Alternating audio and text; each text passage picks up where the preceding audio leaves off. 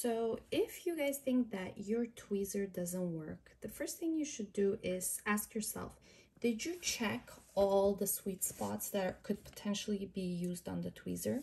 So there could be a sweet spot here at the tip, there could be a sweet spot here, there could be a sweet spot here.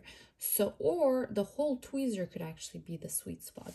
So whichever tweezer you're using, before you tell yourself that the tweezer is non-functional and you cannot pick up your fans with them, ask yourself if you have actually checked the tweezer thoroughly, because we often get questions like this, and then the artist only checked the tweezer right here in the middle, and then they decide, oh, turns out that it doesn't pick up.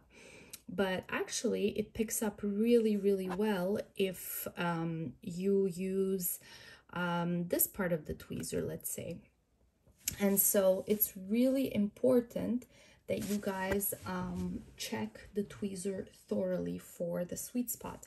Another potential reason a lot of lash artists say, oh, that the tweezer is actually non-functional, but they are not applying enough pressure when they remove the fibers off the sticky strip.